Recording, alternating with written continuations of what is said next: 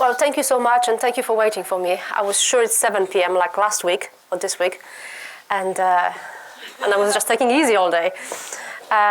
So I'm really sorry for waiting. It wasn't intentional. Anyway, thank you for coming today. And like I said last week, it's going to be a little bit different, a little bit less technology, but more philosophy. We'll be talking about megatrends. I will present you a global megatrends, okay? And I'll explain what it is.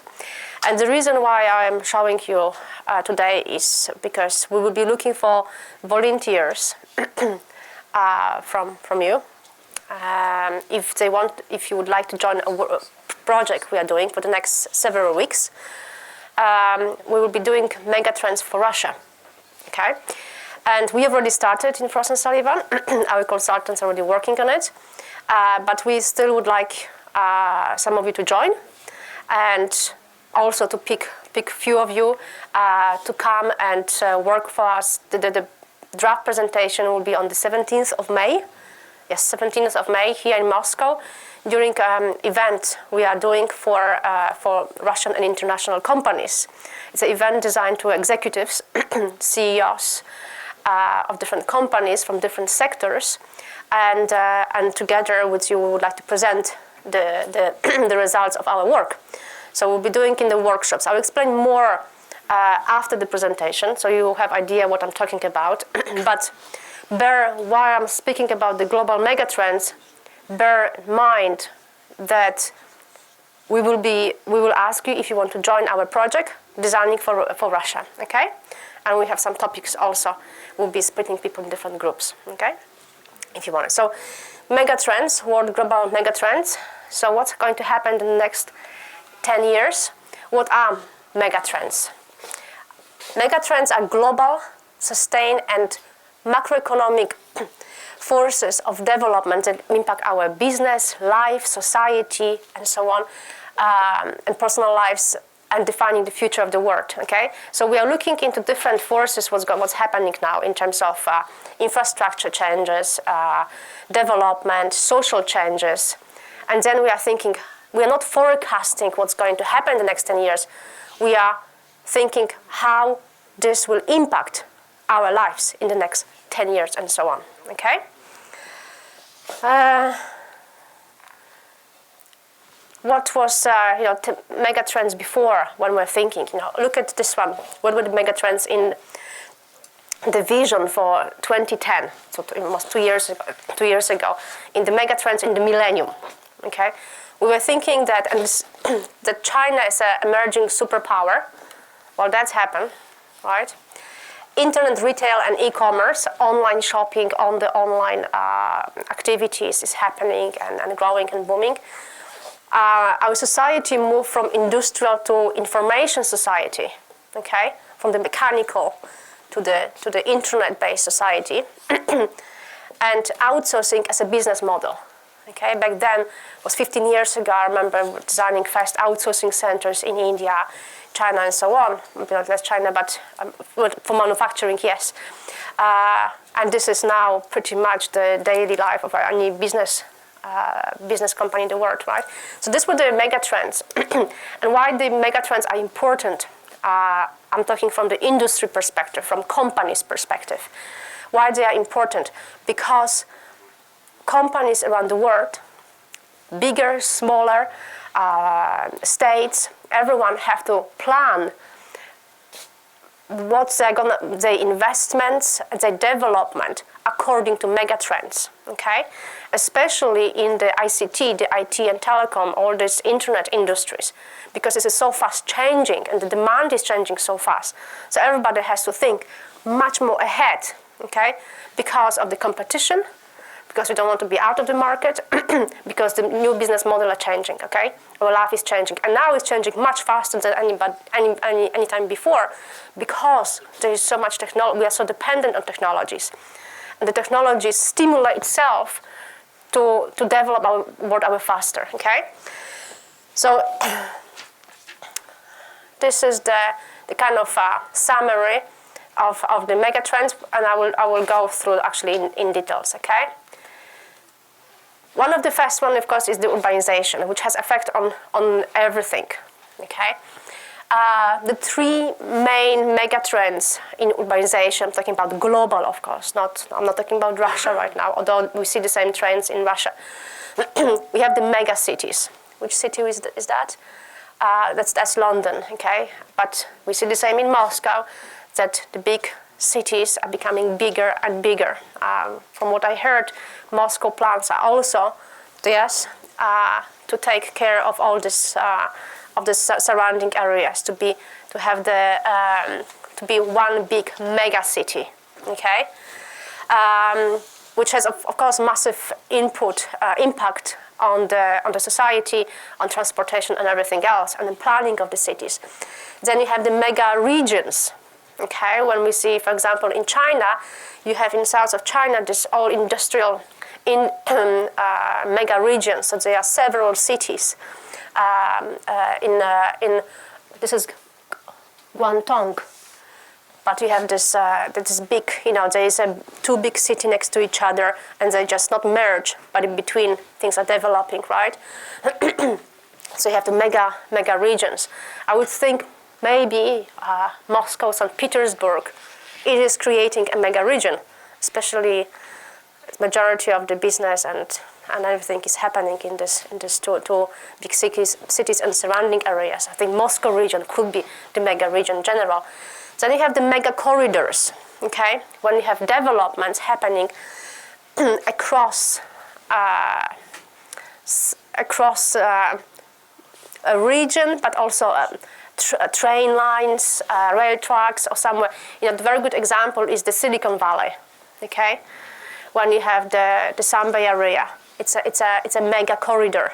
Okay, and you have more and more. I think there is more picture of it. Yes, the mega corridors in 2050.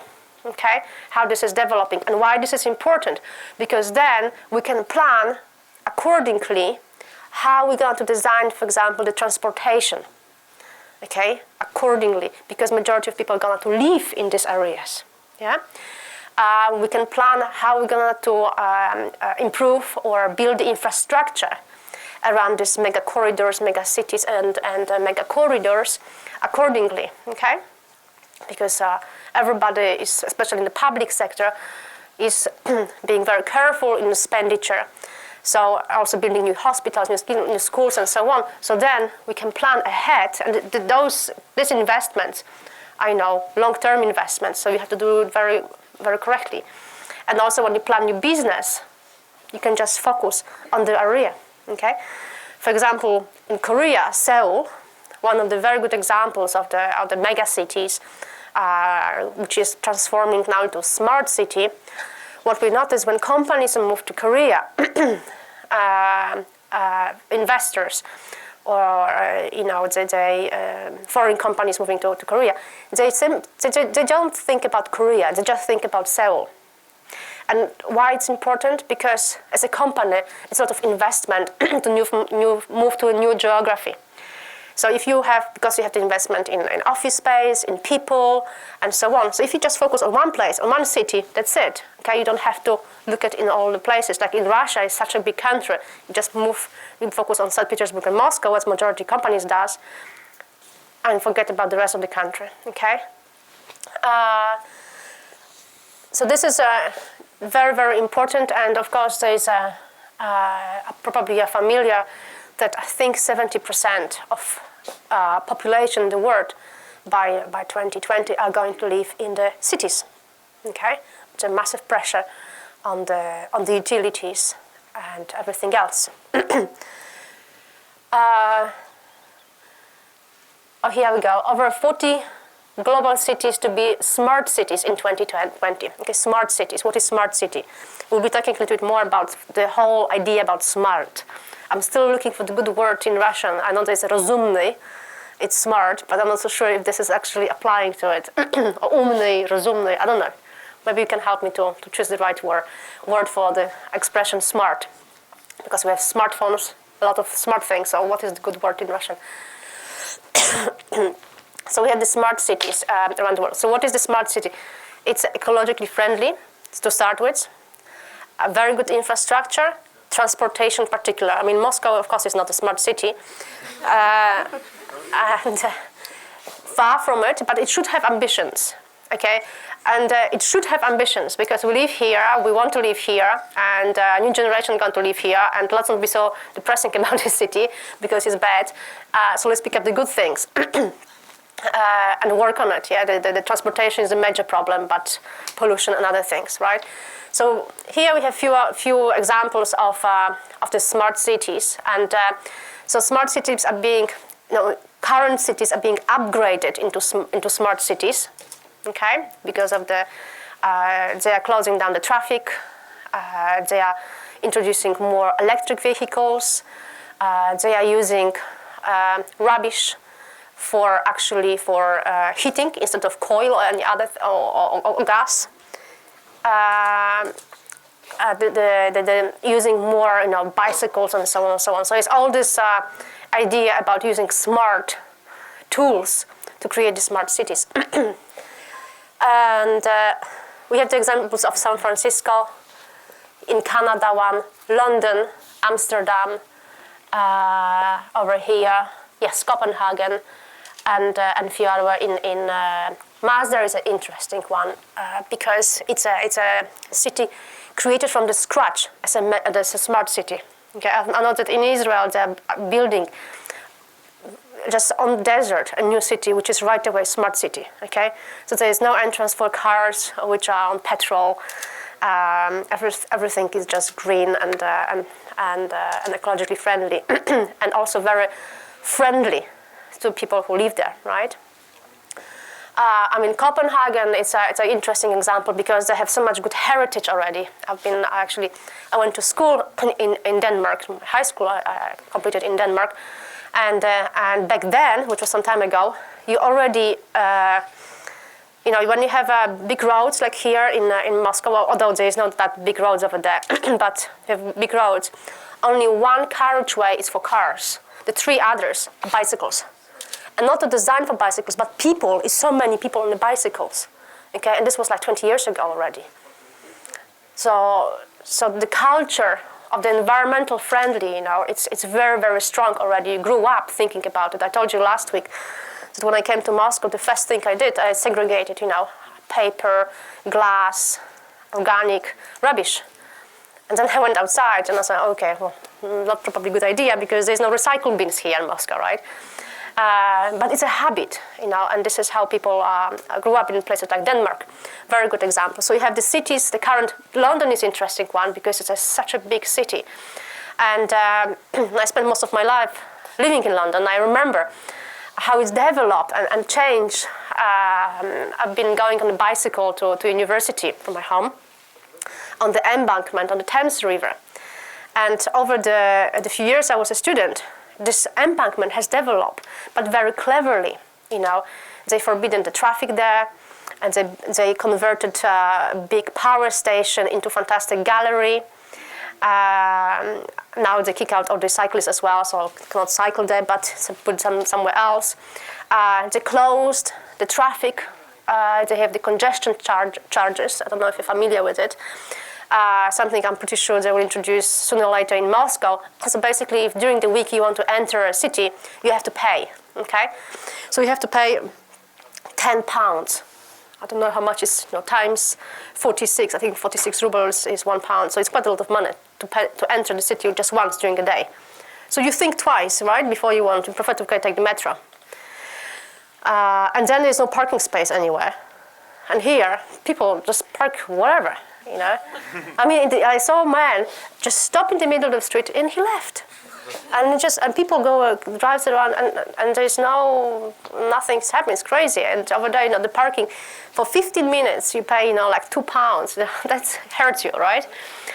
So there's all this kind of, penalties and so on. There's also, the roads are adapted to the traffic correctly. When there's a bus line, there's a bus line. Yeah. There's nobody driving on it. I was on my scooter once on the line only. And next day I got a picture with a ticket for £80 penalty only because I drove by mistake on the line. They pick you up right away. So nobody is there, to drive on it because such a happen. Anyway, so this is all developing. They have the mayor of London did initiatives. There are bicycles everywhere around the city. You can see the kind of blue bicycles, and you can just hire it. Put a few pounds. And then because it's everywhere, you go home and you can just leave it there and take your money back. So it's all kind of incentive initiatives, and it's interesting because London is such an old town and it's very difficult to change it. The streets are very narrow. It's much more difficult, I suppose, than in Moscow when they have younger infrastructure, I would say. Big cities, big roads. It would be easier to do it, I would think so. But I think it's not about doing physically, but the implementation is challenging to change people's mind. That's the most important, because over there, when somebody says, there's a law, people do usually obey. Here, I think it's a little bit issue with it. So this is the smart cities ideas. For sure, it will be coming up in the next, if not few months, next few years here in Russia. There is going to be ideas.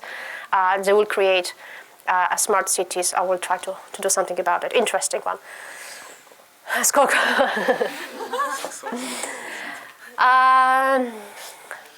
Yes, this is what I meant. This is, I think, Seoul, if I remember well. And why it's so important? Because yes, these big cities will create the wealth.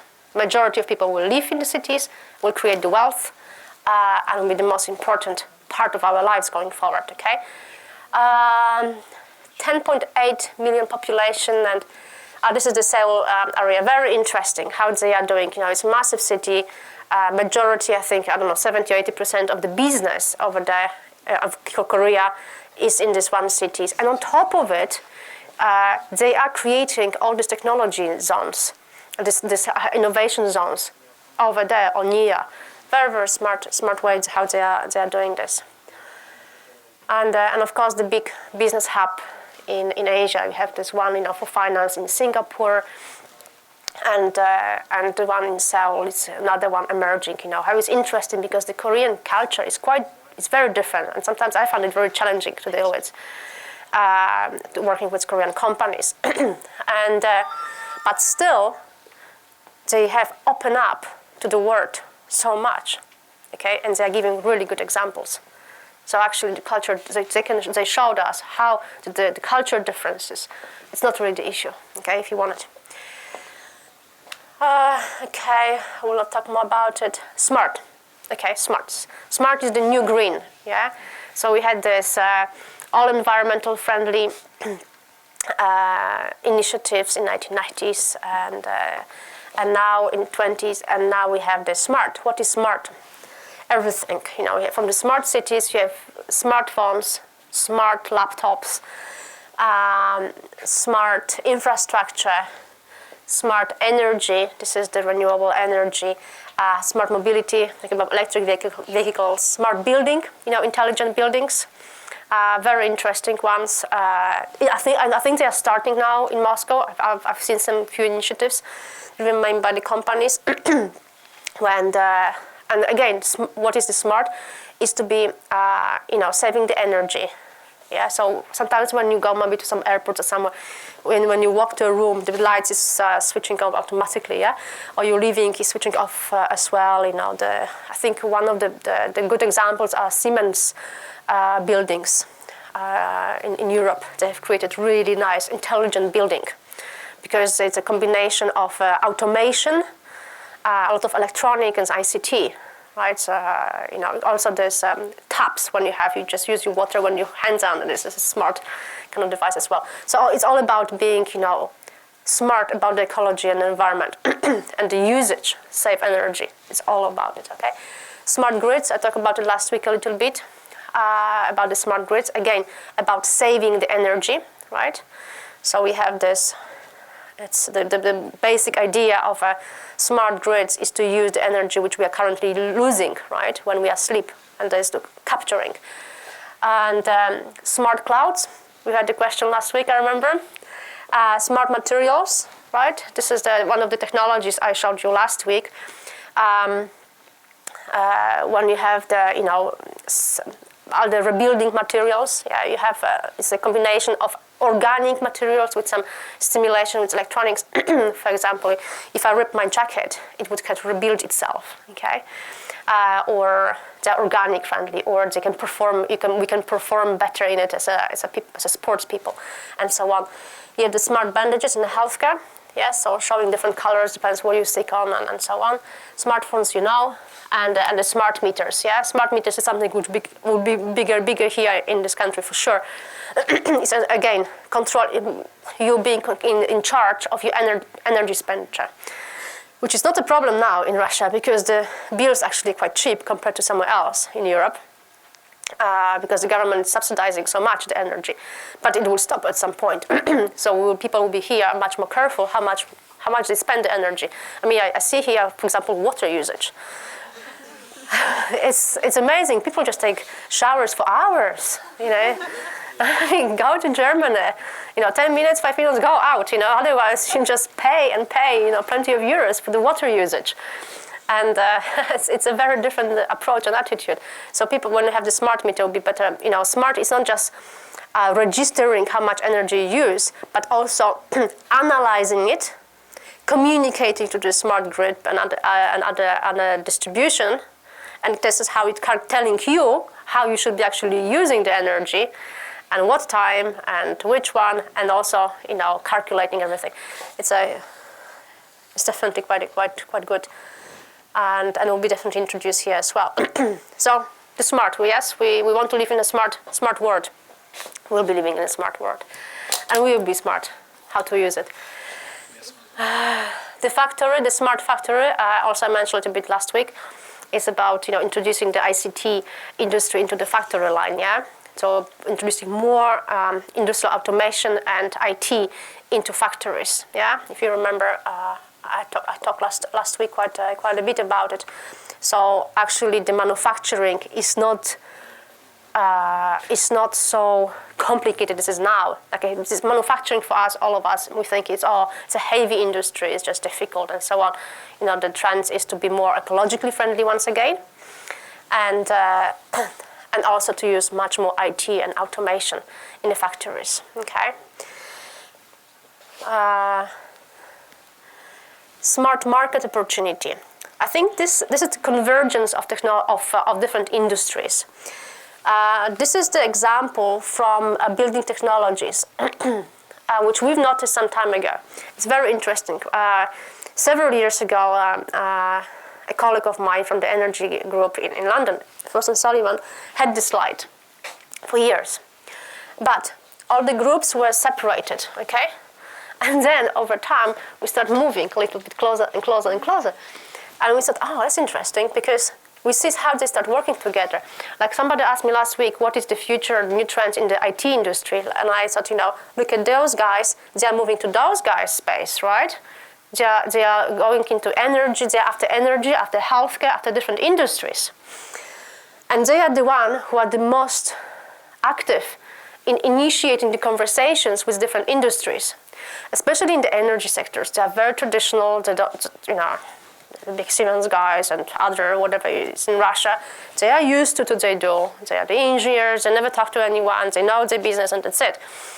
But now, for example, designing the smart grids, they have to talk to each other because they can, or designing intelligent buildings, they cannot do without each other, okay? Because they need the software, okay?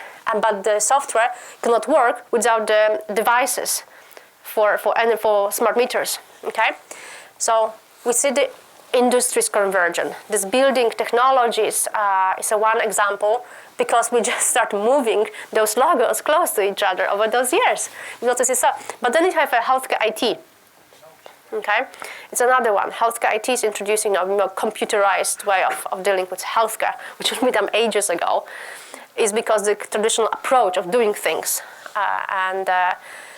is prevent us from doing. But actually, technology and everything is available for years, and now states, governments are spending a lot of money on introducing IT into healthcare system because it's faster and it's then cheaper to serve the people. Okay, so what other examples we can talk about in industry convergence? There's plenty of it. You can come up. Social trends, interesting one, which also impacting us. Okay. The girls' social syndrome that majority of people are going to live in cities. Okay, in next 10 years, majority of people will live. For us, when we live in big cities, I live all my life in big cities, so it's kind of okay. So I'm used to it. But you can imagine the people somewhere in places like India and China, because this is big rural areas. Here, even in Russia, in Africa. Africa is an interesting example because Africa is the most the next 5 to 10 years going to be the most invested in terms of infrastructure, building infrastructure in the world. So these people who live spread all over will be, moving into one direction to the cities. How this is going to affect everything and the infrastructure, our living, okay, and also the way how we'll be thinking and looking into things. And this is more about, the usage of technology. What is one of the main trends, especially the ICT industries, like you see here, they immediately adapt to it. Okay, majority of people are going to live in the cities, so we're going to make their life easier. Okay, so you have now the devices like iPhone, and some others like Galaxy, Samsung, and so on. When you walk around, even on the GPS when you drive, sometimes you can switch on. I don't know if the one is in Moscow, but I'm pretty sure it is because Moscow is quite advanced. It is, you can drive and tells you where you have the nearest restaurants, yeah. Yes, the kind of personalized. You can. I don't know if also it can tell you. In London, for example, we have that when I walk in my neighborhood, it tells me where I can have discount. In different places. So it's kind of adapting to you, personalized. Because living in a big city is kind of challenging because of the commuting and everything, and it's kind of helping you. So all these industries are starting to design devices to help people live in big cities. Okay. Networking in business, of course, what we have here, digital marketing, receiving updates on promotion offer. We are so used to it, right? Retail estate, news, and so on. But the global population, how this is changing. 15, 35 years, the generation Y today. So I think all of you are generation Y, okay? You are between 15 and 34, yeah? Yes. So this is the generation Y. Actually, we've done really big study in the, I think, 20 or 30 cities around the world on generation Y. Okay, and why is so important to analyze generation? Because we have generation X, if you remember, you have different generations. Yeah. The previous one was generation X. Now you have the generation Y. The next one will be generation Z. And each generation shows different symptoms, right? Characteristics. Okay, our parents were different. They had different agendas, different way of living. You also have a different way of living. You want different things, but common things in your generation. Okay, it's a big thing. And for companies, it's absolutely precious information because they design the products focusing on generations. Okay, now big electronic companies, ICT companies, high-tech companies are not focusing on the current you demand, maybe a little bit, but on your kids probably demand, what they will want. Yeah? Everything will be touch screen, probably virtual. They're already thinking how the new generations are going to perceive the world, and they are designing products already for them. Okay? Kids are very powerful, purchasing power. I don't know if you're aware, but 70% of car purchase, I don't know if in Russia wasn't part of the study, but in Europe, and I think in the world, in the United States as well, 70% of the decision makers for home purpose cars are kids. Not because they go and buy, no, they influence their parents. Yeah. That's why sometimes you have ads, a lot of cars, which, of course, there's a lot of luxurious cars with luxurious stories behind, but a family car, there's always some kid around, right? Because it's talking to the audience who actually has the biggest influence on the car purchasing. Okay, so understanding the demand coming from new generations is extremely important. And Russia is also very important because in the next 15 years, Russia will be the biggest consumer demand market in Europe. Right now, Germany is, but Russia in 2025 is going to be the biggest consumer market in Europe. You can imagine what a strong message it is for companies. Okay, they are thinking now, okay, now we're going to analyze young Russians and how they're going to be in the next 10, 15 years. Very, very interesting. Okay, and there's more a little bit about Generation Y. It's so funny speaking to me about, to you, usually I speak to much older people and about the kids. So say, oh, I understand, yeah.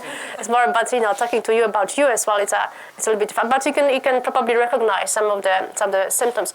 Personalization and more individual approach. The iGoogle, we talk about social networking profile, right? Personalized products.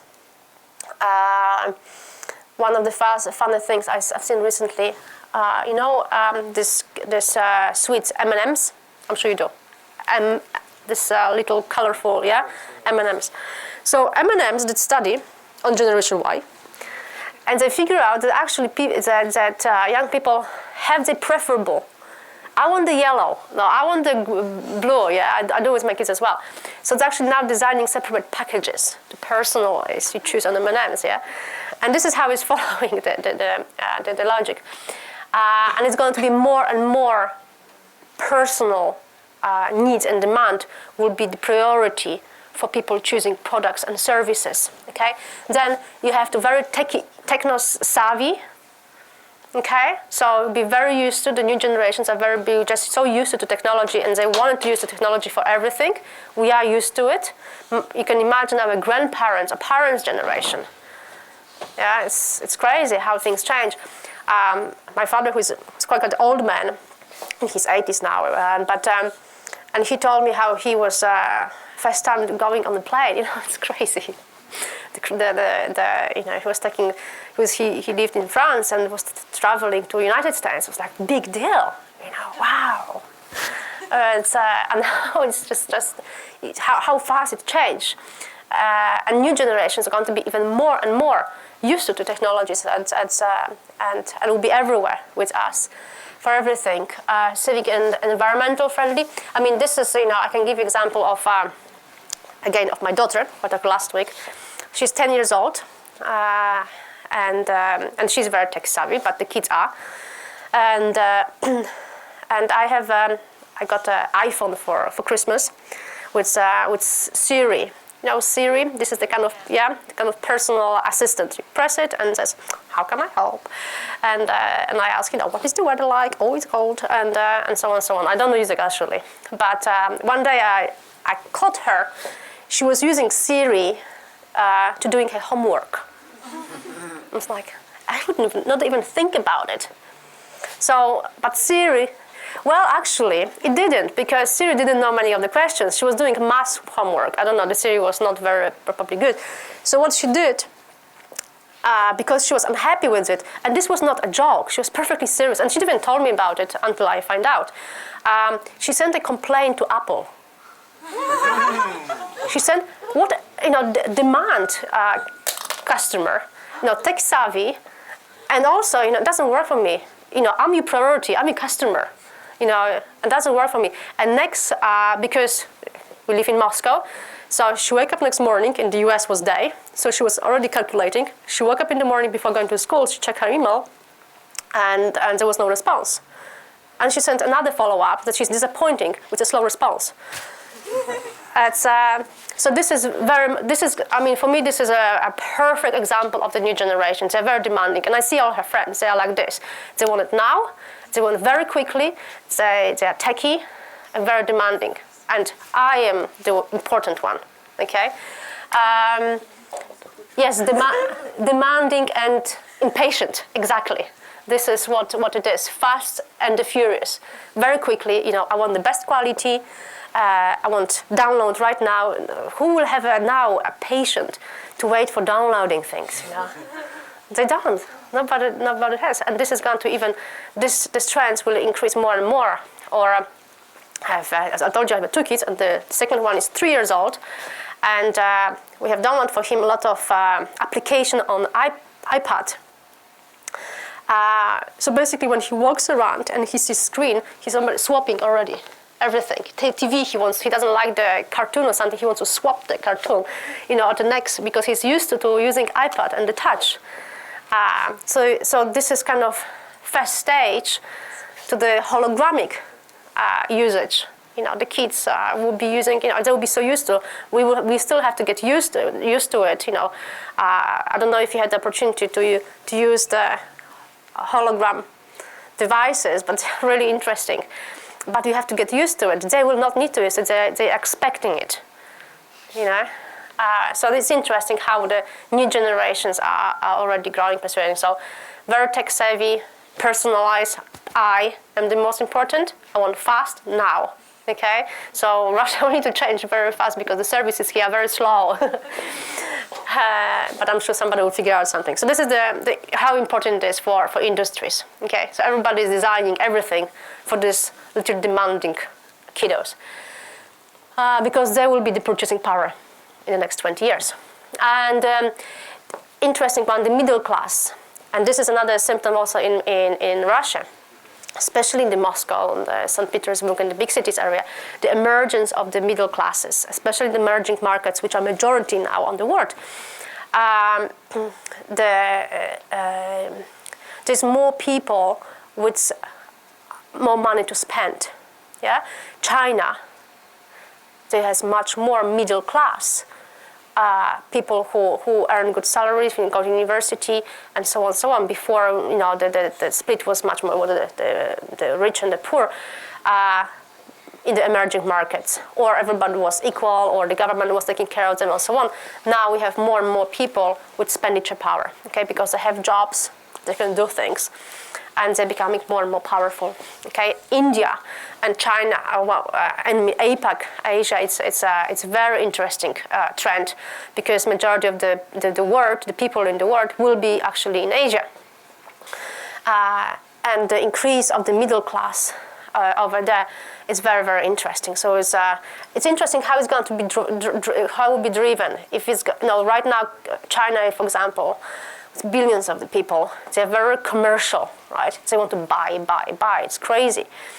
How it's going to be the next 10, 15 years? Will still this pressure on buying things will be so high? And how this is going to affect our life?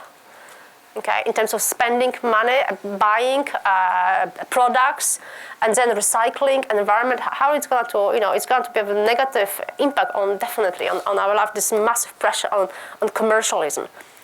And it's coming from emerging markets, because I understand on the other hand, because people, for example, didn't have nice things for such a long time, they were locked behind the iron curtains or something else, so now they want it. Fair enough.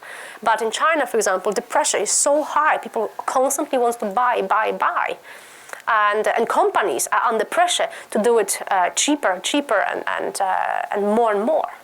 It's a crazy cycle.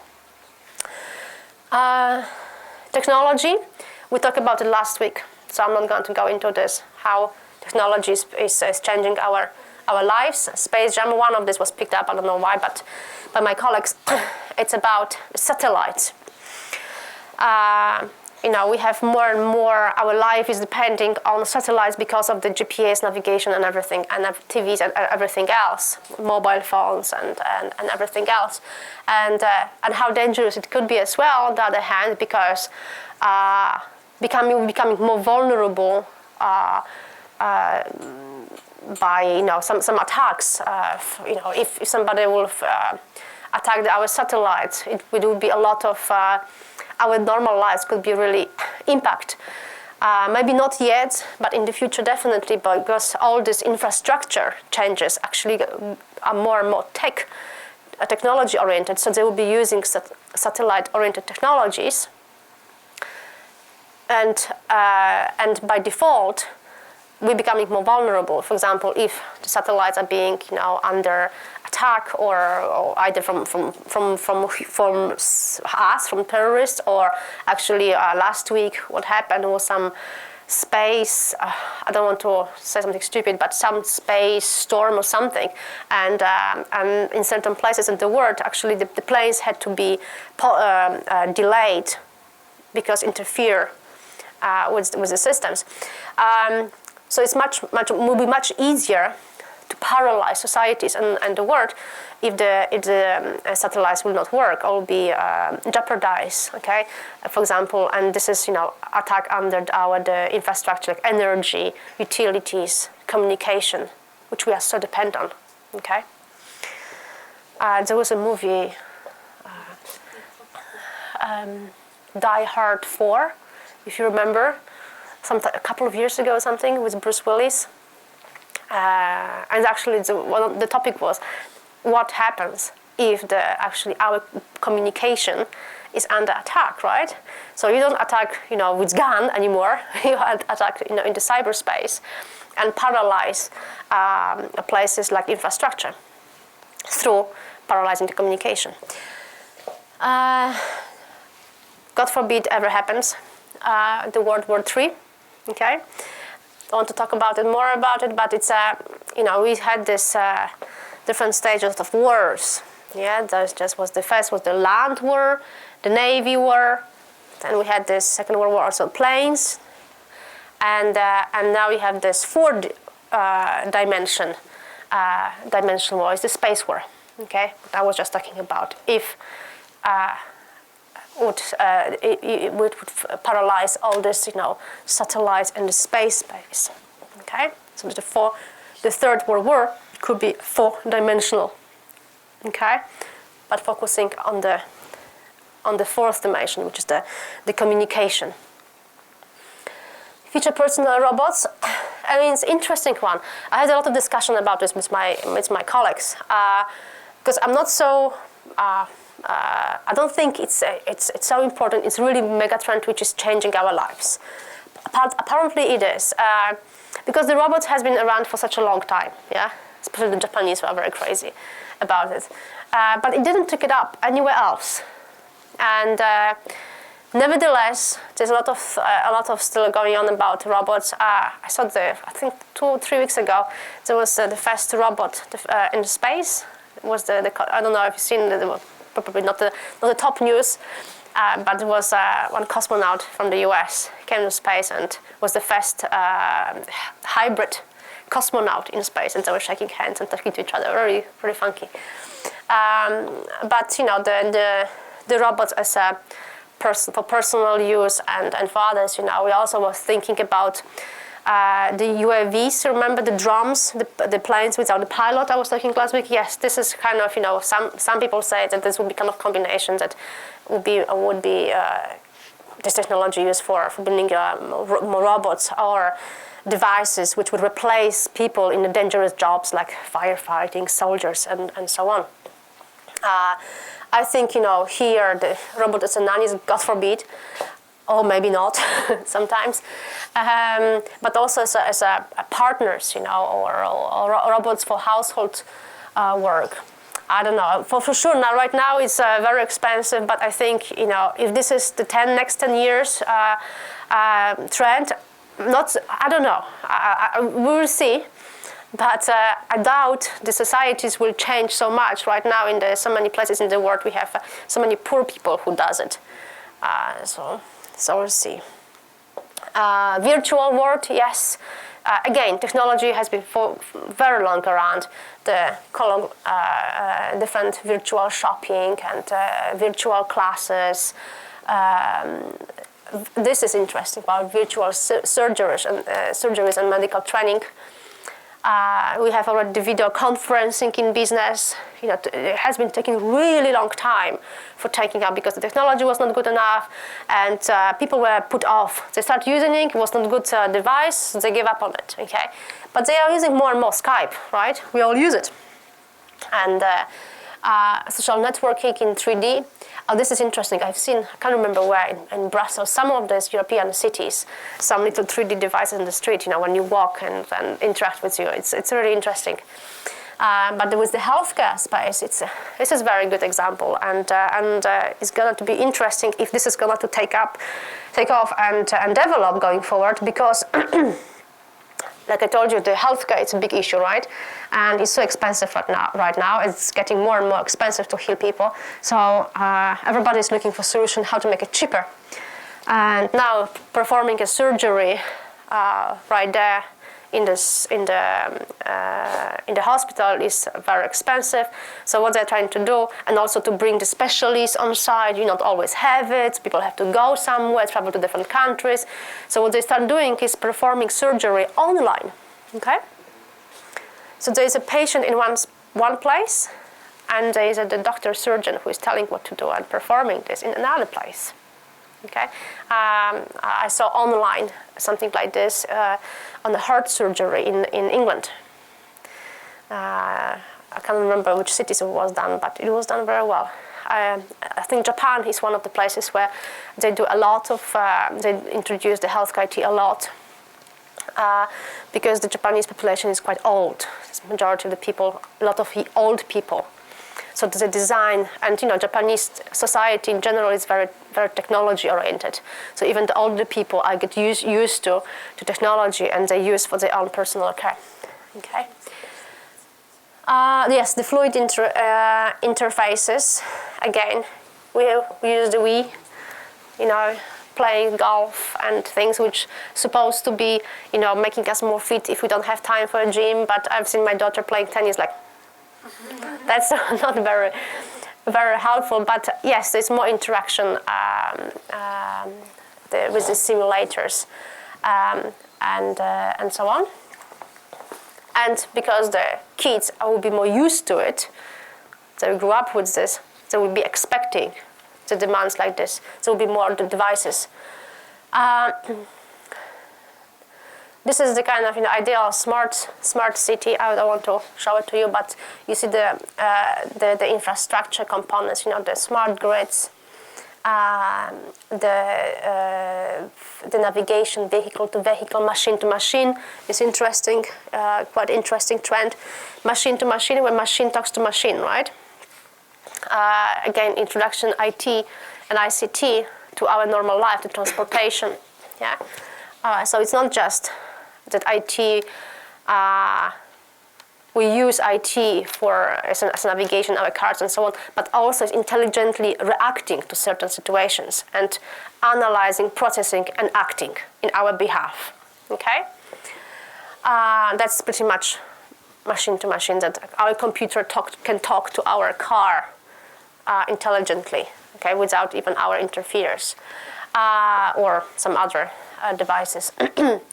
Traffic, intelligent traffic signals, safety systems. In Europe now we have all obligatory in all the cars in the European Union. Sorry, the systems, the emergency systems, which are something happens to us, they react automatically and inform without us even actually knowing the right services to help us. And so on. So this is the whole smart environment. Innovating to zero. Okay, this was a presentation Bill Gates did in the TED in the US conference. I know that you are quite familiar now with TED because Skolkovо is helping with the TED events. I can't remember. It was 2, 3, 4 years ago maybe he said it. Why don't we think differently? Okay, why we always try to improve something? Okay, we try to improve technology, we try to improve communication, we try to improve always. Okay, upgrade, improve things, make it better. Why don't we think the other way around? Why we don't start from zero? Why we don't start to think from zero obese patient?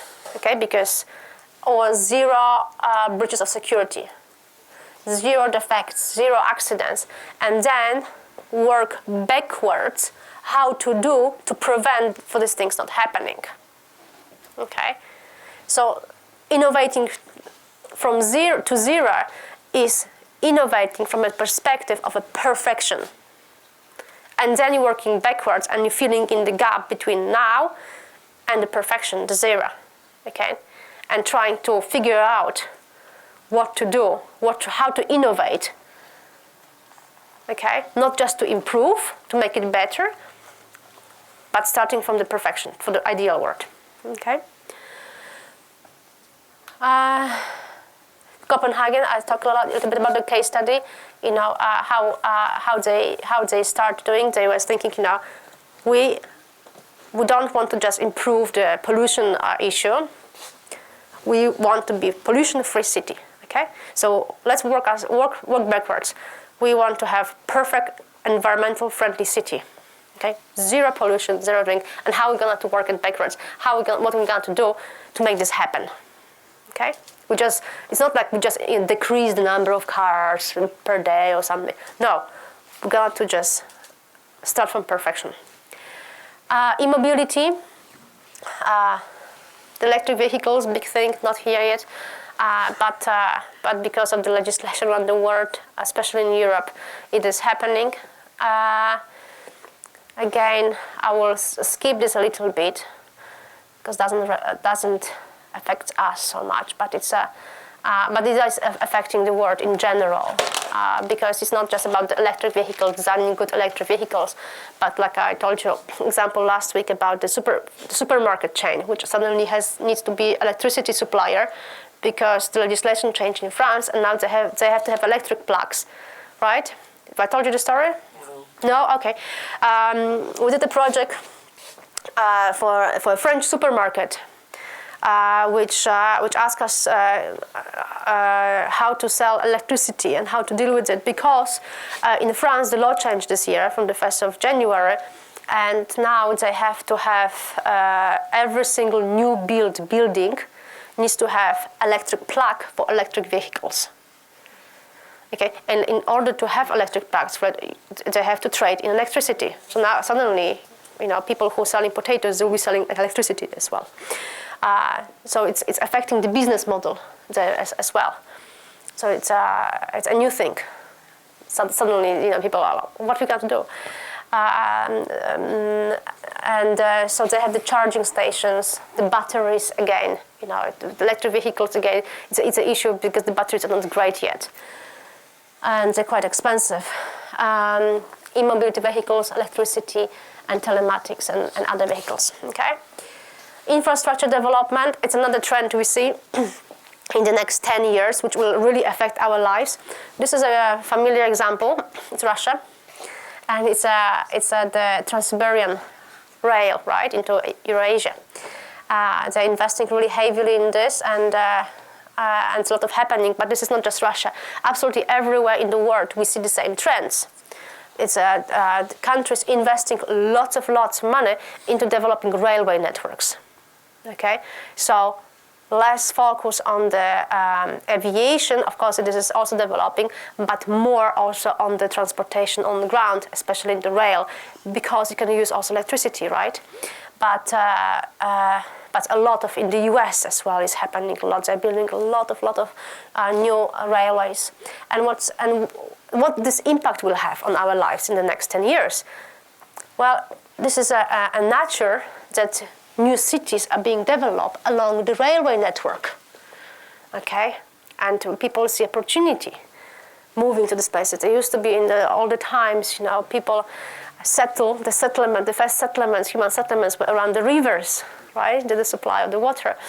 Now we see it's along transportation systems. Okay, it's an interesting trend. So we'll see also some developments on a bigger city along those transportation networks. Okay, and again, make us think, if this is going to happen in the next 10 years, well, let me think how I can respond to it as a company, as an individual, and so on, okay? High-speed rail market, of course, that's the same. Spain, China, US are the top 3 investors in the new railway infrastructure, makes sense. I don't know how many of you were in China, but they have it's a massive country as well. But the railway network is quite good. I think overnight you can move from one place to one side of the country to another, especially to go on the local Chinese airlines. It's not always the best experience. This is how they are. You see, building a lot in the US, a lot of emphasis over there. Africa. Oh, this is not very good picture. Hang on. This is a good picture. You see? This is a satellite picture. Yeah. So and you can see how the world pretty much, and this is electricity, right? You can see how is light. Where is the biggest agglomeration in the United States, right? In the East Coast, Latin America, Europe, and then you have dark patches. Yeah. Russia and Africa. Exactly. It's funny because before. Yeah. On the side. Wow. It's desert. And this is changing a lot. Yeah. There's a lot is going to happen now in Africa. They are changing this a lot. Latin America a little bit less. Brazil is not doing badly, but we have a lot here in Russia, right? Dark patches. So this is about the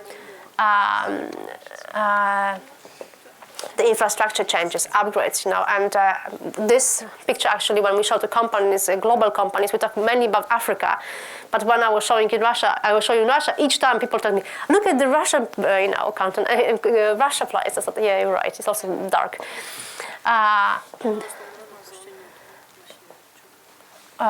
From 70% of the sub-Saharan population without electricity in 2010 to 70% with electricity in the next 10 years. That's a massive, massive change.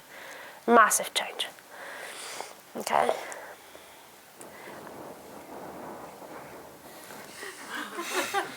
Massive change.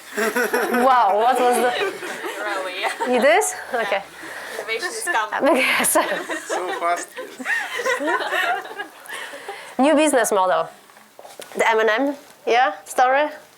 How companies start thinking. And you as new entrepreneurs, new business people having your own companies and doing cool stuff, you need to think about it already.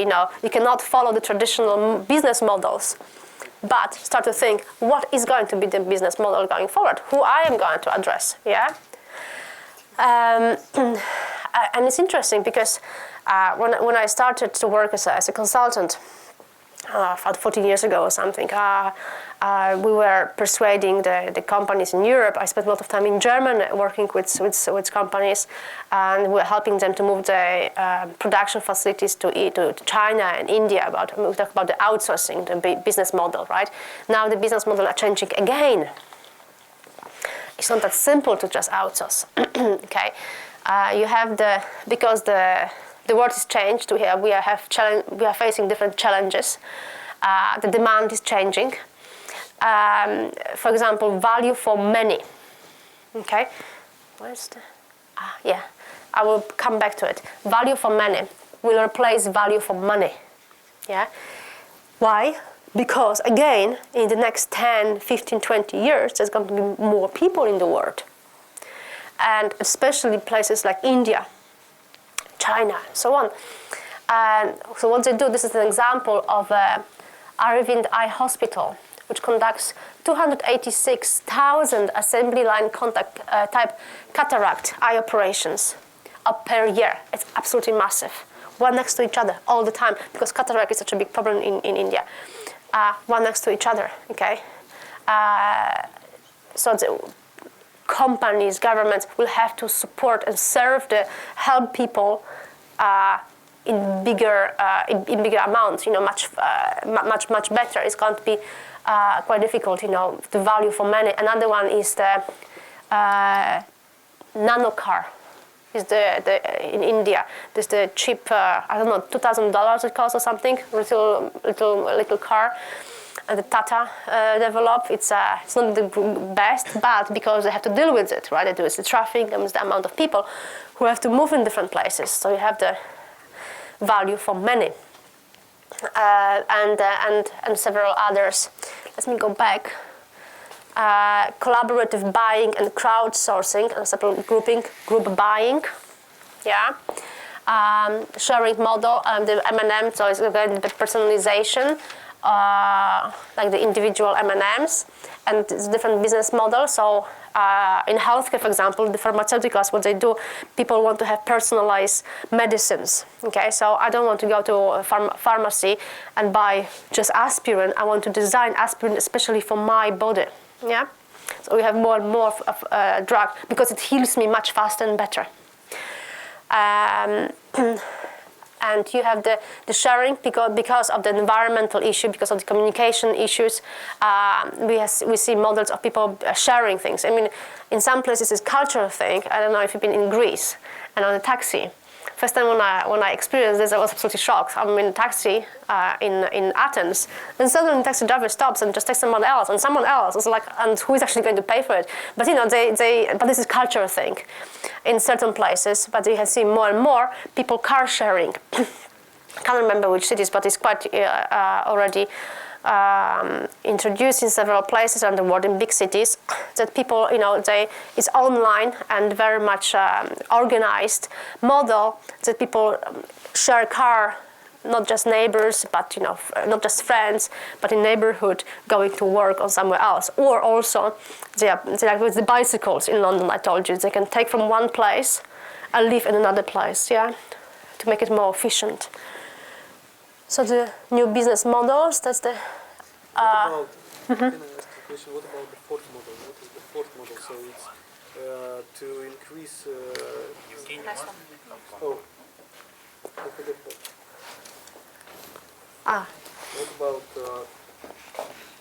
What about microphone? No, not about microphone. Can you next slide get a next slide? What about fourth business model? What is the business model? So to increase. Can't remember exactly what was this about the fourth one, but hang on. I can't remember what was the fourth, but they are trying to find also new business model, because you know the automotive industry in the world is so much in trouble. The healthcare, again, I'm coming back to it because it's so important. Because it's a big problem. And the current healthcare system which we have around the world, it just cannot exist in the next 10 years because all the governments will bankrupt. But so they're introducing more different models, like innovation in hospitals, business models. You know, we are used to the general hospitals. We go to a hospital, we have different doctors, we can do different things. And now we'll have more focus on specialized hospitals. Okay, so only the eye hospital or heart hospital and so on to be more efficient. Economy. Let me have a look. Do I still have time? Yeah. Yes. Yeah. Beyond BRICS, yeah, we talk a lot about BRICS country, yeah, Brazil, Russia, India, China, but there is a more new emerging market, yeah, Vietnam, Mexico.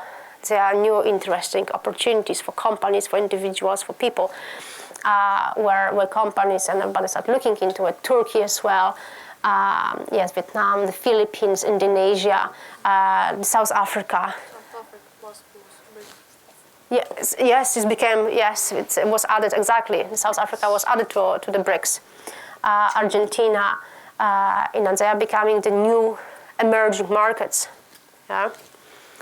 I was actually quite interesting how the CIS republics, if they will become the emerging markets in the next 10 years, because they're in different situation right now, but there's quite a lot of population there as well, and everyone will be looking for new places in the world to sell the products, to be present, to involve more people. So it's quite interesting how the republics will develop in the next 10 years. If they will be the next emerging economies. And also, why they will be the emerging economies, because now we might think, is that really the case? If places like, I don't know,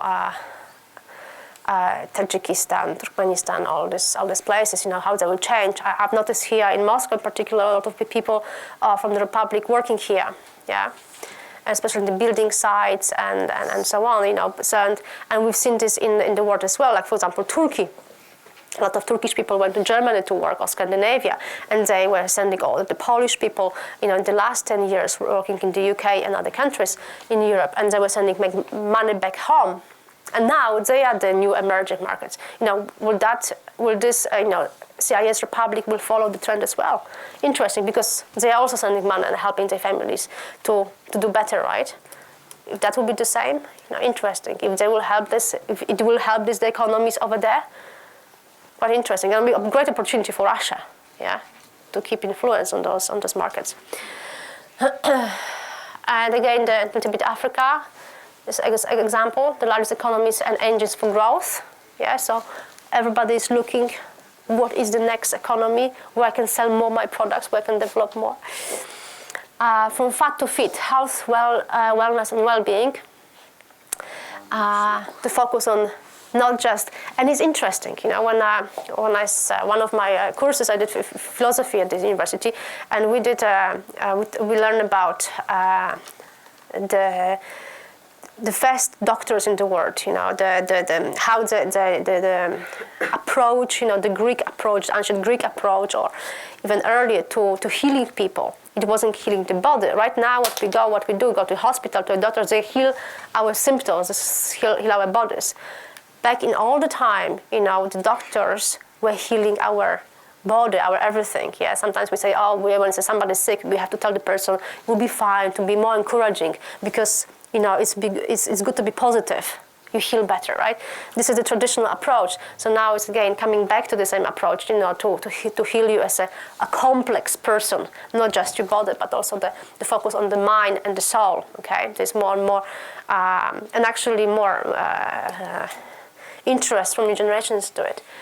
The health and wellness, the shift in healthcare trends from treatment to prevention because of money. Okay.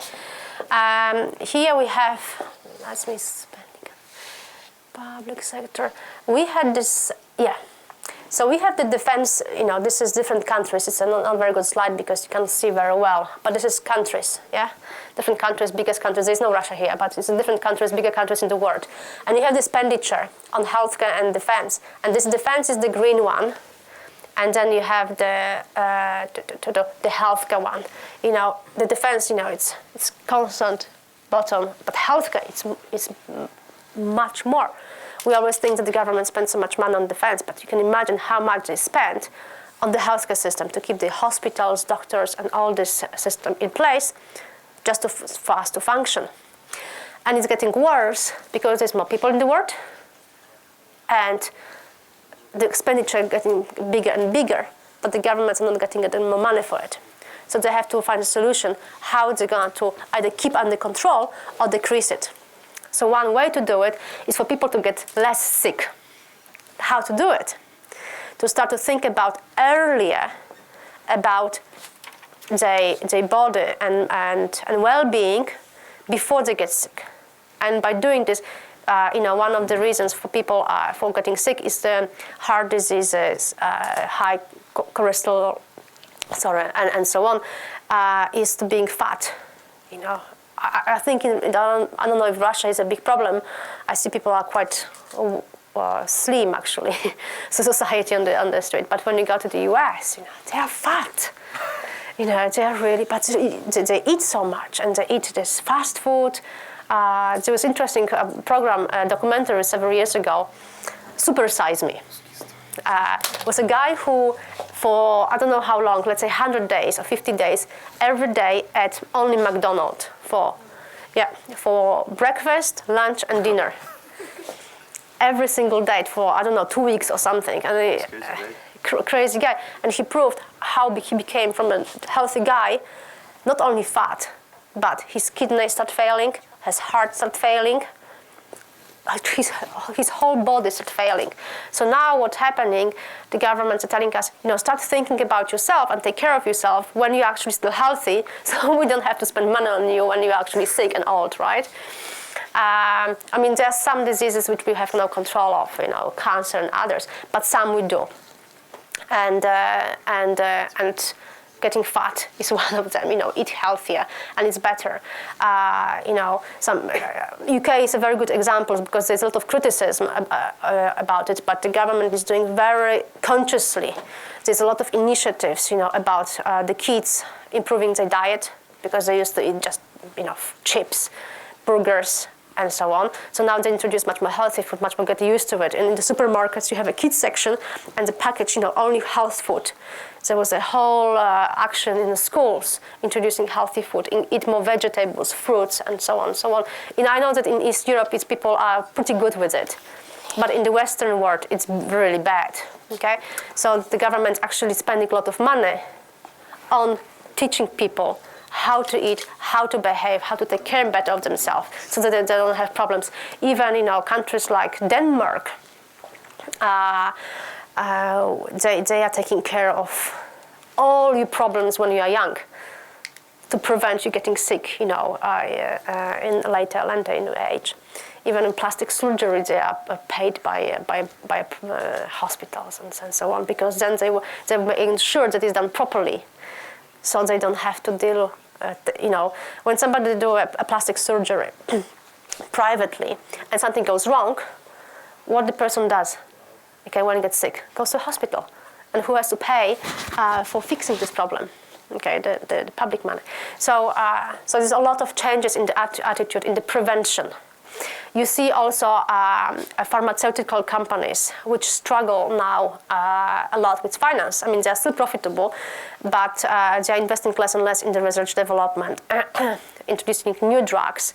So they have to find a new business model for themselves as well. And with what we see in the more pharmaceuticals companies are becoming actually nutrition companies. Yeah. So we have more and more drinks, food, which already has some components with not kind of drugs, which are already helping us. Yeah? Like we have vitamin drinks, yeah, Red Bull. Not so sure there's a healthy drink, but I don't know. But you have more and more food and drinks, and there's going to be more and more in the market going forward. Already it's a half drug, half actual nutrition, which will help us prevent getting sick. Okay. Big trend, big business opportunities. Okay, health awareness towards better health and disease prevention. The functional food, yeah, we call it the functional food. Yeah, people we're eating ice cream now because we like it. It's a nice, tasty. People are eating more and more food just to be good in shape. It's to not just look better, but to function better. There is I'll never forget this place in New York. It's a shop which is focusing on selling only functional food. So everything over there, and they making fresh. Is just to improve different parts of our body. It's crazy, but it's interesting how this and now the pharmaceuticals companies are picking up this trend. Okay. And just some key conclusions. What are the mega trends are connected and intervene with suggestions, energetic, and so on. This is more for companies use that than anything else. So this is pretty much idea about the mega trends, okay? And the mega trends are changing constantly. We are updating them. I picked some, but there are much more.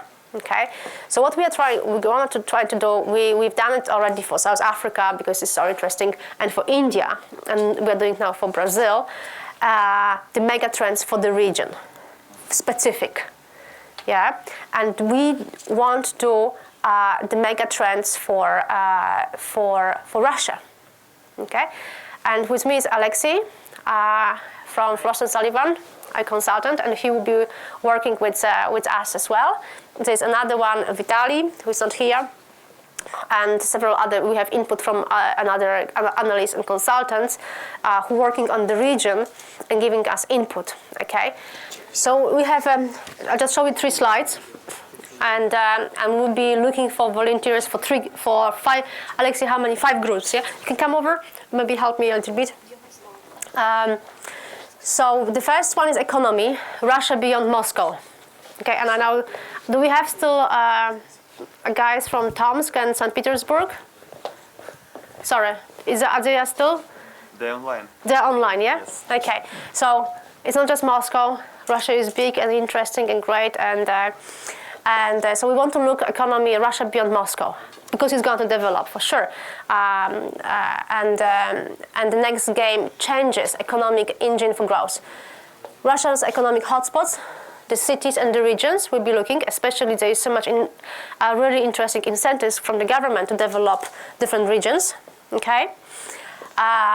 Sources of economic growth, industries, products and services, okay? So it's not just the oil, okay? We are enough with it, we're fed up, and we want to do something else, yeah? We want to make our life more interesting. We want to diversify the economy, okay? We just don't want to be dependent on it. And so we'll be looking into what industries, apart from the government, what they told us, it's the five top industries to focus with, like Skолково clusters, but there are others also developing, yeah? So we want to look at what is going to be the biggest industries in Russia in the next 10 years, based on current development, like investment in Skолково, like investment in technology clusters, okay, and others, okay? And diversification away from oil and gas towards innovative economy. Is it going to work, and how it's going to work? Because it's an interesting model. You know, everywhere else in the world, the model was different. It was more developing from startups. Here, it's more driven by the government and the big enterprises, and how actually it will develop. Okay, the startups will show up sooner or later, but when and how this will affect the whole economy. So we see the economy. We will be looking, you know, how current changes in every stage will change Russia in the next 10 years. Yeah? Then we have the social trends, prosperity, education, and social mobility. Yeah? Growing purchasing power, remember the growth of middle class. We'll be looking into Russia as well. You know, how this is going to affect us here in Russia in the next 10 years. Higher demand for intangible products, entertainment, services, and investments. Yeah? Russians people, I think, like everywhere else, there's no difference, especially when it comes to generation, and thanks to the communication and internet technologies. Your needs are the same like somebody else your age, somewhere else in the world, right? The kids will have the same demands. So we'll be looking into this. It's going to be decent, it's going to be different, and how it's going to be driven.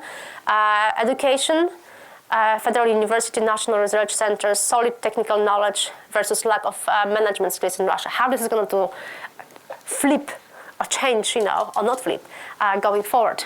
It will, because Russia is really fast and has a great people. And it's also very open. I see the younger your generation, even younger generations, much more open to change and interaction with others. You know, you go everywhere in the world. You go to India, you go to Egypt. You know, you have on the local markets prices in local language and in Russian, yeah, because so many Russian people travel, and this will affect the society and the country, no matter what, for sure, for good, and that's a good change. And we will look. The third one is healthcare as a national security doctrine, because there's one of the most advanced and interesting changes, the programs the government has introduced, is the Pharma 2020. Yeah, I don't know if you heard about it, but the government puts a lot of money into development of local healthcare market, because 80% of all medicines used to be imported to Russia, and now they want to change it, and it's very good. And they are doing a lot of initiatives and investment in the healthcare system. From treatment to prevention, national drug manufacturing is improving, is getting better. And also, I actually see a lot of opportunities for the biotech industry, which is not really existing so much in Russia yet. But because there's such a cut downs everywhere else in the world, for Russia it's opportunity. Yeah. Telemedicine and e-healthcare. What I see also here in Russia is more the probability to jump technology jumps. Do you know technology jumps, what it is? When in some countries, we've seen it in East Europe, you have, let me start this differently. In West Europe, when technology evolves, it's a evolution, yeah? But in some regions, yes, it's a revolution. Yes, the jump. For example, telecommunication. In the United Kingdom, we had all landline to our homes because this was the traditional way of telecommunication. The British Telecom was obligatory and everybody had it for many, many years. And now when it's upgrades happening, it works as an upgrade on this old system. But we see in East Europe, it doesn't have to, because not all homes were connected to the landlines. So you can just forget about it, yeah? So you can skip technology period. So and Russia is really, really quick with technology adoption. Some of the West European countries, I mean, UK is the worst one. It's very slow sometimes. They're so advanced, but at the same time so traditional in adopting technologies. But we see the emerging markets, India as well, China, they're so quick with technology, they're so fast. Health insurance and private healthcare. Urbanization, megacities, we'll be looking, the development of the Russian megacities. And like we saw this Russian railways, Trans-Siberian Trains, how this is going to develop, how it's going to megacity Moscow developed, and other regions.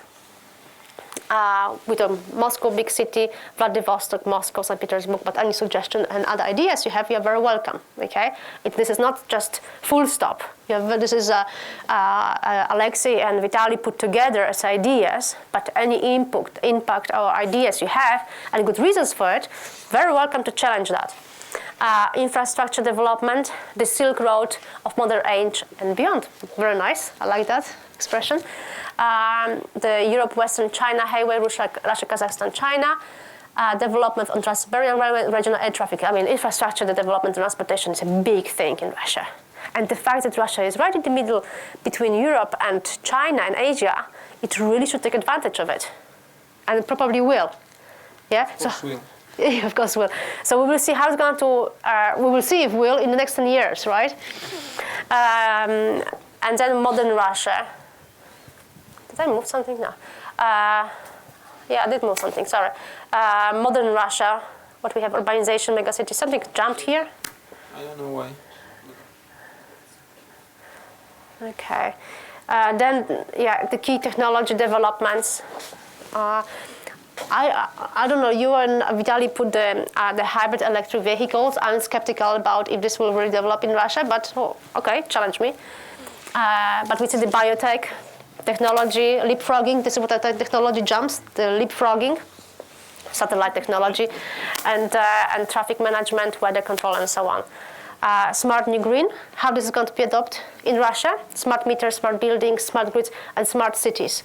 It is going to happen here. I know this doesn't exist, and I have not seen, I know that there are some, I read in some blogs about the smart grids and ideas. It is around in the big companies, national companies. They are thinking about it, they are learning about it, and they're going to do it for sure. And other applications. And then mega events. The next 10 years, we have big events coming to Russia. Yeah, very exciting. APEC summit in Vladivostok, Winter Olympics in Sochi, Formula 1 grip. Oh, really? I don't even know. 24. That's nice. I'll invite you. And the World Cup, and this has a massive impact. We will provide, depends on which group you will join, we will provide you some benchmark and examples how it happened in other places in the world. We're following really closely how the South Africa changed thanks to the World Cup. They've done it in the last moment, it's usual in Africa and everywhere else. But so much investment happened thanks to this World Cup, because the tourists coming want to see the match, and they had to build new stadiums, new hotels, everything. And there are many examples, Barcelona, many other cities, how they improve, or countries even, how improved thanks to big sports events. China. Beijing, yes, exactly. How they changed the city and improved thanks to the massive cash inflow for these places. So, Alexei, if you can tell, yeah. So there are 10 trends here, and I think we will offer you 5 of them. Just 5. You are welcome. You are welcome to give input to the others. It's not just close, but we thought that to manage better, Anna, she will be the project manager from Skолково side, right? And what we want to do is divide you also by groups, yeah. So you don't have to do it today. We will send you, right? We will send you some of the. Some five of these trends we'll send you, and you'll be able to sign up. To sign up and to choose the group you like to. And we want you to be creative. First of all, we want you to be open for different ideas.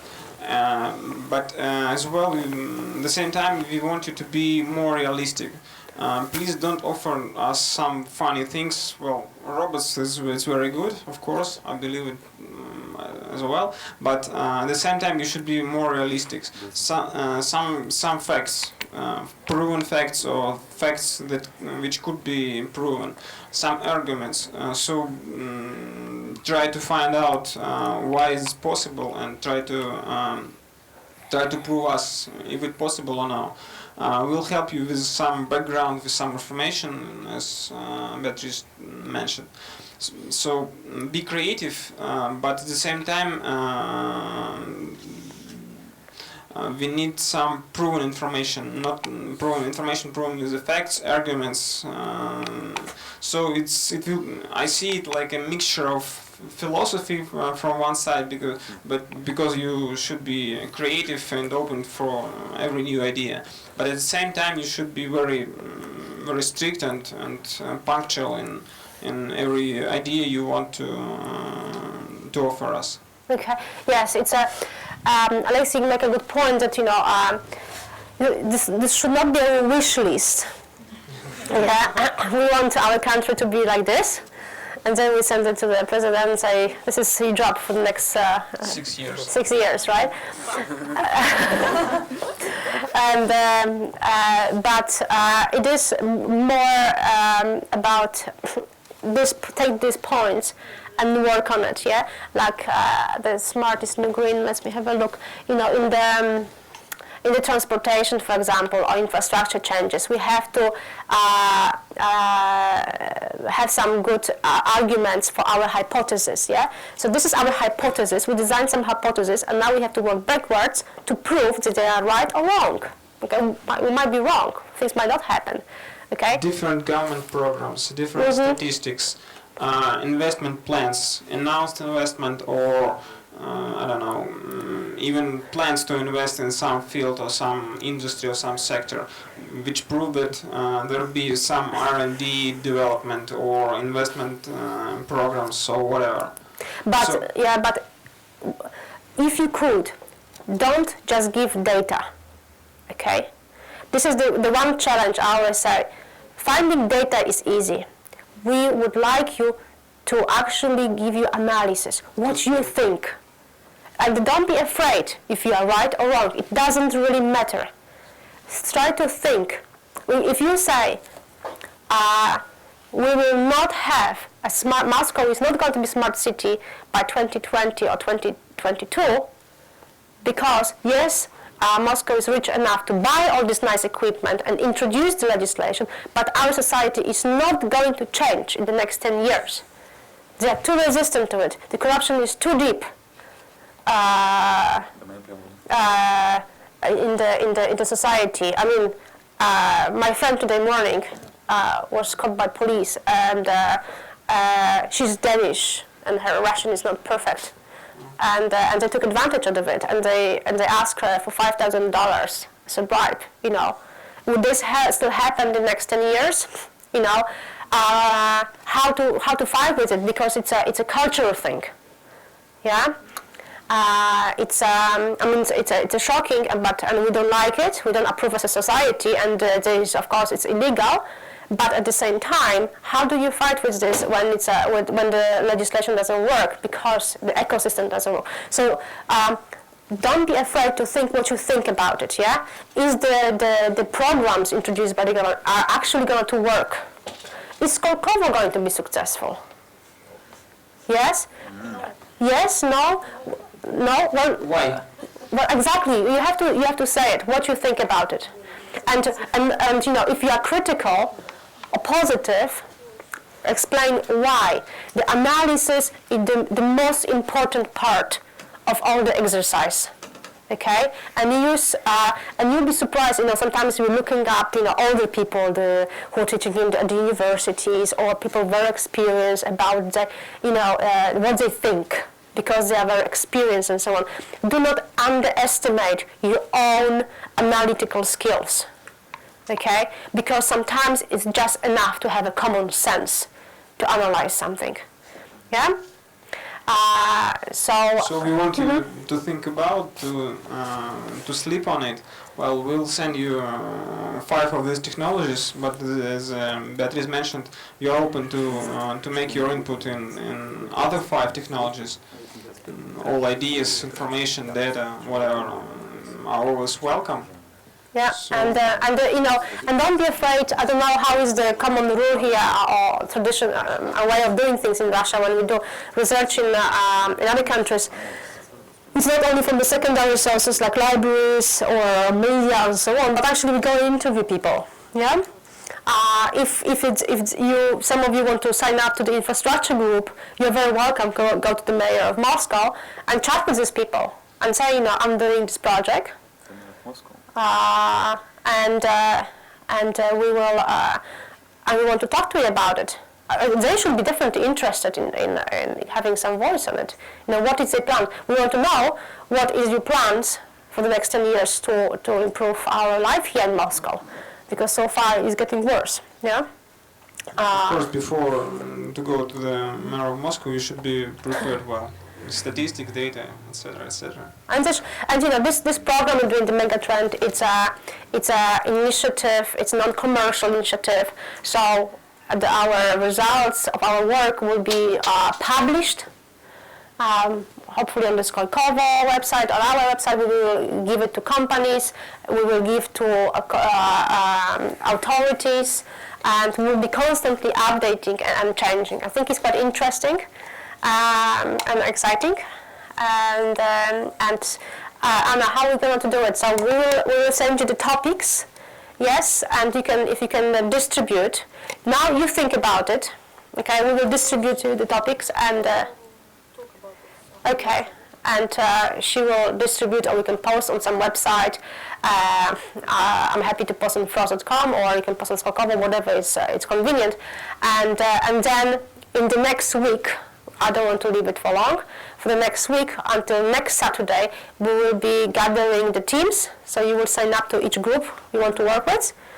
And then we will be gathering every week until the 17th of May. Okay? And not just here, you know, depends, because there will be different groups, different people. There was supposed to be one more person with me, but who was thinking it was at 7 p.m. As well, Daniel, he's our one Scottish in our office here in Moscow, Scottish Mexican.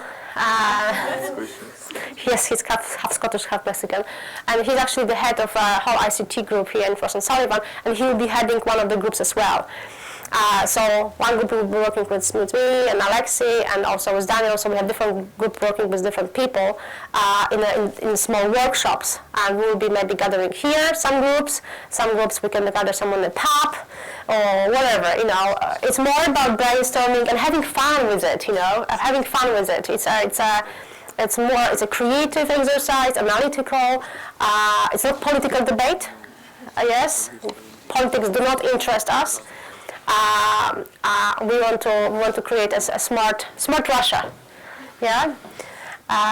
So think about it, and over the next week, we would like to invite you to signing up to the workshop groups. Okay? Thank you. All right. Thank you. Thank you. All right. Thank you.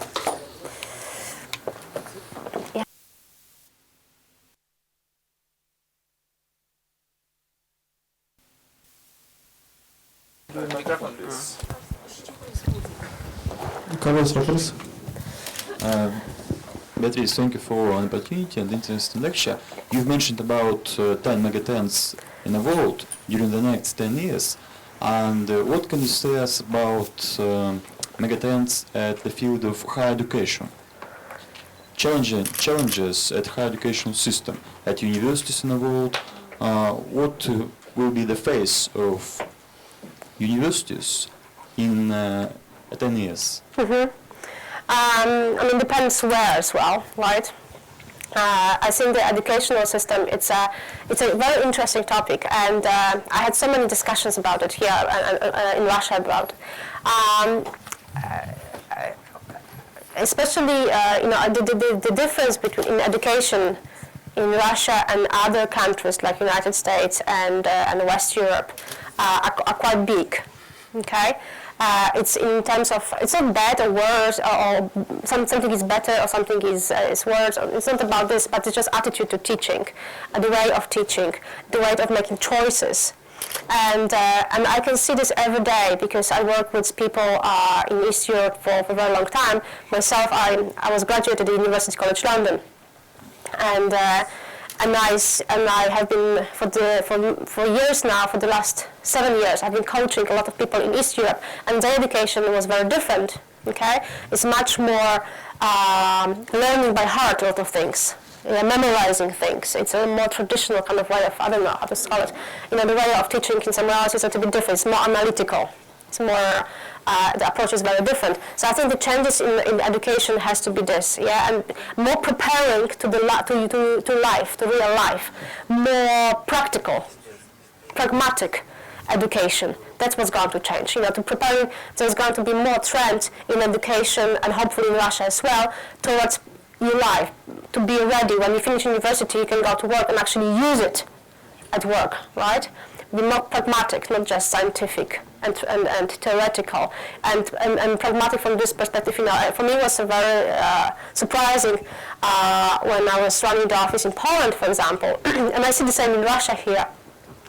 If we take someone straight from the university, very often these people don't even know how to use PowerPoint. Okay, I always ask do presentation, and they just struggle.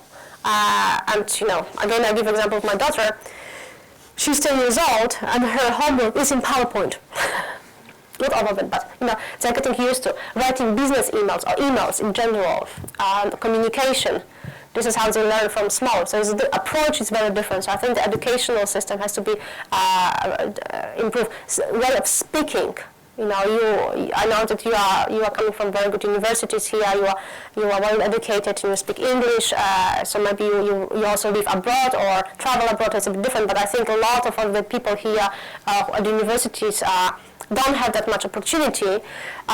So they're not used to standing out and speaking out. Recently, I went for an event here in Moscow at a school.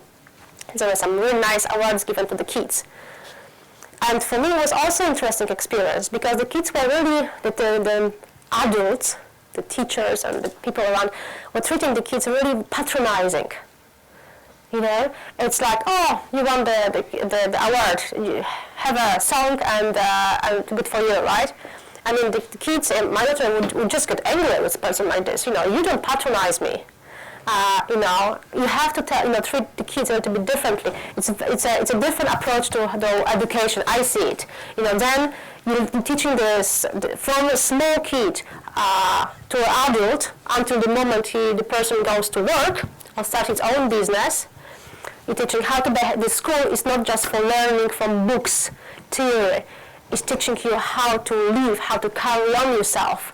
Of course, it's not replacing parents, but it's teaching you so many things. Teaching you communication skills, behavior, way of thinking, and analytical.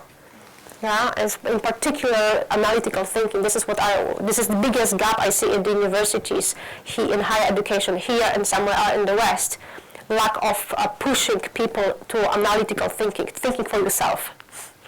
I don't know if this answers your question, but yes, this is the trend in Russia. That I think this gap has to change. The attitude toward teaching, it will take time because changing education manners, it's a very, very difficult thing to do. It's a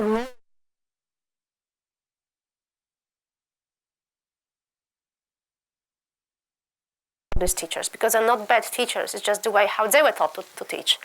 So it takes sometimes generation to change the whole system. Also, rewarding the teachers, pay them well, to motivate them, and so on. It's a really, really complex and complicated matter. We should not be so harsh to them or to the system, but it just takes time. Hopefully, our kids will already experience some better and different. The Western education, how it's changing,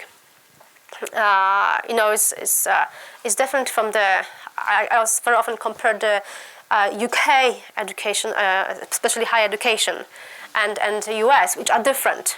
Yeah, in the UK, we go to university. We finish the school, secondary school. Very often, people take a 1-year gap year, so we travel around the world, come back, and then study at the colleges, universities, and then go to work. Yeah, like this. It's very clear. In Europe, the higher education, the people who go through the higher education are very clear what they're going to do. But also it is subsidized by government. Yeah, so we pay some fee, but not that high fee. In the United States, it's a paid service, right? So it's much more difficult.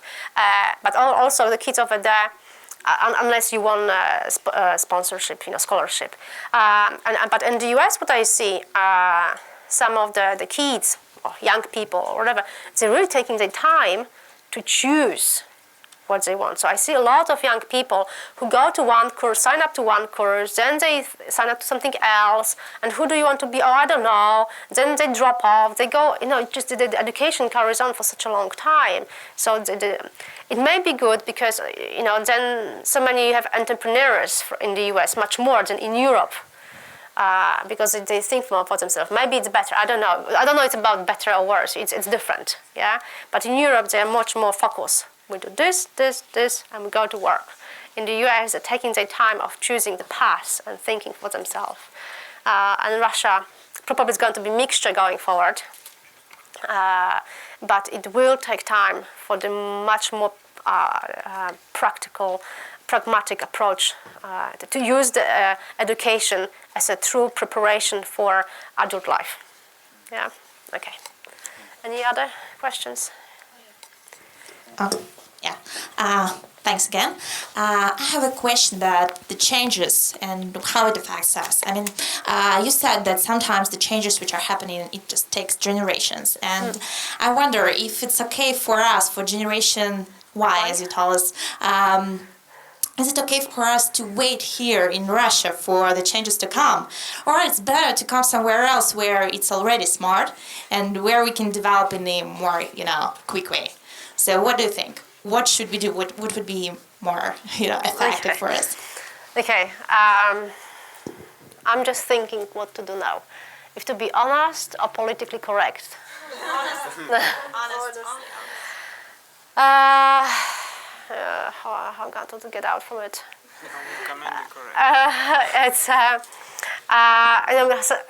There have to be people who stay here and change the country and drive the changes. Some people probably yes, because it's your life and you should be selfish about it. Yeah, it's your choice and your life, and if you can do better somewhere else, well, go for it. And you have the opportunity because you should be selfish. It's your life. You're driving it. And maybe you come back here and you influence the country differently, yeah, already with different experience and so on. At the same time, people who might stay here and drive the changes here, it's also opportunities for them. I've met here in Russia an interesting person who Harvard graduate, really, really smart person, and he came back to Russia. And everybody asked him, why are you coming back? Come on, you're doing so well in US. He said, yes, but I am one of thousands. Here in Russia, I'm special. Yeah? I'm one of a few. Because of the changes, because there are not that many people who are such as skilled managers, a Western type or so on.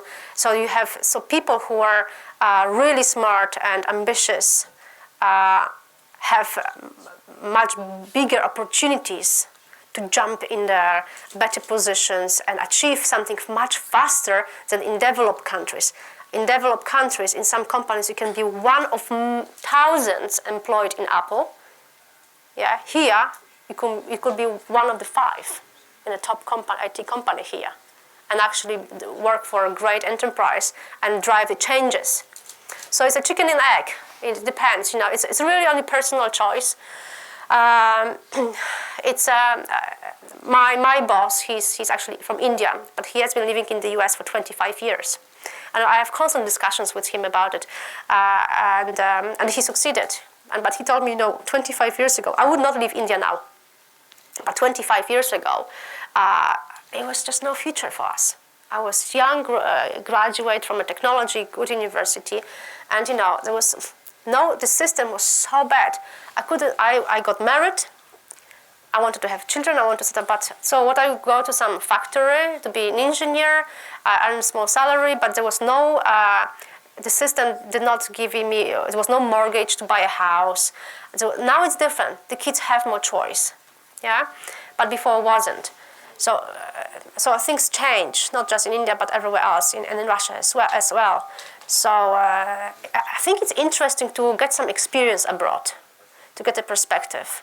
What we do in Frost sometimes, for the last few years, what I've been trying to do, we take some people from Russia or somewhere else and actually take them abroad, not just for a few weeks, but some who want to volunteer and want to leave their homes to work in other countries.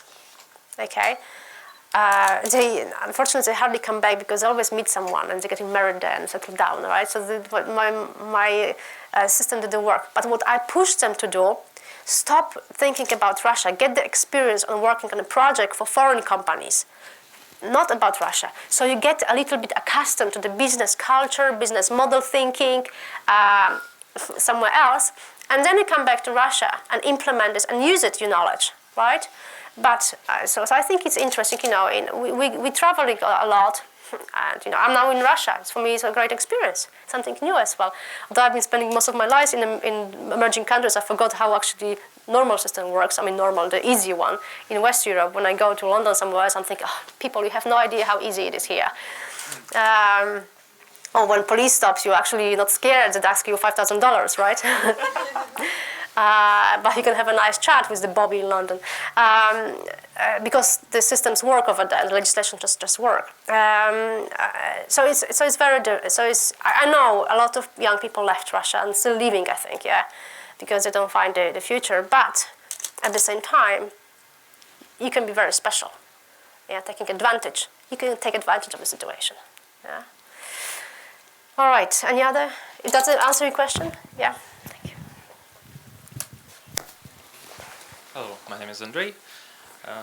You mentioned the French supermarket, so trading potatoes. You inspired me for a question about food retail.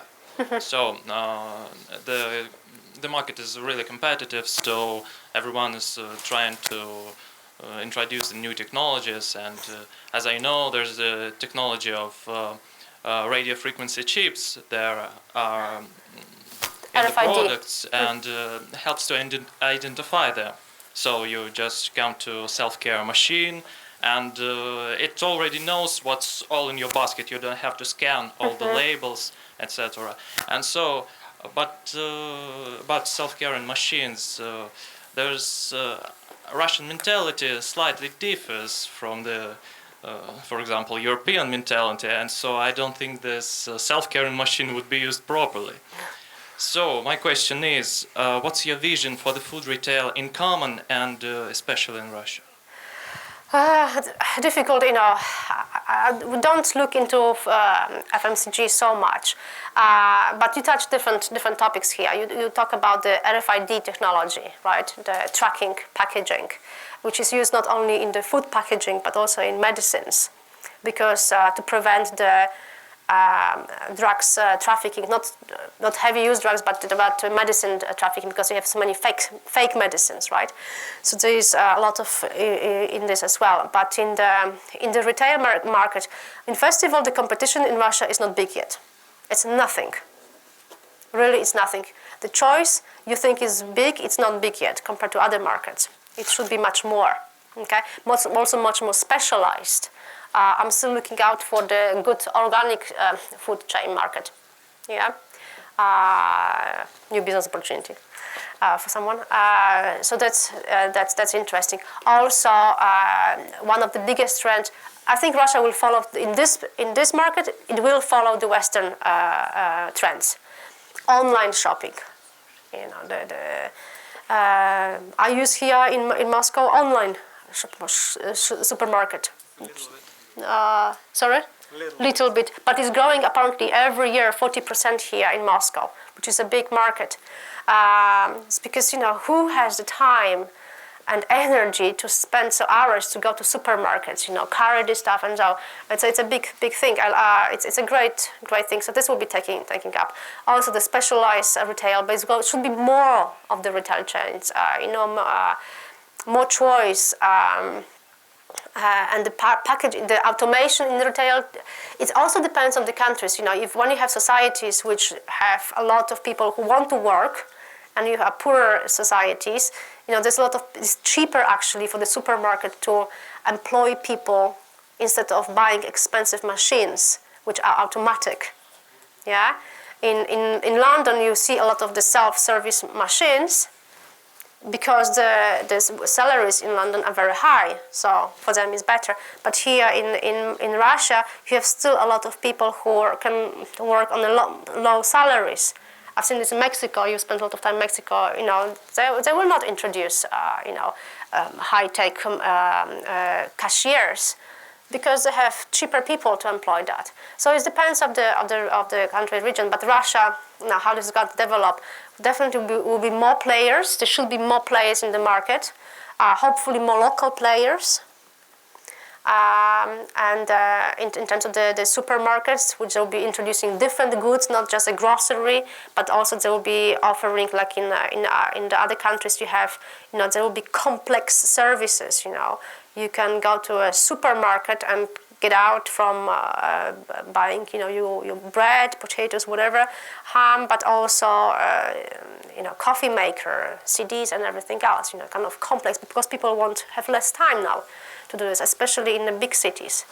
So this is another trend which will be influencing. This RFID technology is very interesting. There's a big push in it, and I think in Russia, Ruslanov set up a factory or something. With this, and it's interesting technology, really fast developing in some places. There's only one place I've seen in Spain, this technology being used on human beings. Okay, it's crazy. They put chips in the nightclubs in Spain. You have a chip with all your data, a credit card. So because when you go to club, you want to just enjoy yourself, right? So there's no places to put your bag somewhere because somebody can steal it or something. So when they go, you just swap your hand, and it takes you, the device takes you money from your hand when you have implanted your chip. Which is, this technology, this is an extreme example, but I've seen it and it's crazy, especially. But you have, this technology in the transportation system, like the Oyster card in London, the transportation, not touched your plastic card when you buy all your travel and just takes point from it. Now, what we have, I think several banks introduce these cards, and this is a similar technology that non-touch devices. You have your card or something, and up to I think 10 pounds or 20 pounds, you can just also kind of swap or something, show to the close to the device and just automatically take it from you. So you don't need to have a cashier. You just touch like this and take some 5 pounds or something for your sandwich, and just go on. You move on. Another trend, because it's especially important for the mega cities and this in big societies, because everything will have to be done fast, right? Because it's so many of us, and we want to fast, quicker, and so on. I don't know if this is answering questions, but in the retail market in Russia in general will most likely follow the Western trends. So wherever we see more competition, more specializations, more focus on quality on products as well, the personalized products, and also more e-mobility into internet introduction, online shopping would be much more common, and as well also much more complex product portfolio than just normal grocery shop. Yeah. Okay. Anything else? No. All right. Thank you. Thanks. Thank you very much, and enjoy your weekend. The rest of it, what it is? It's a nice weather, I was going to say. And hopefully we will see you in some of the working groups, okay? Thank you.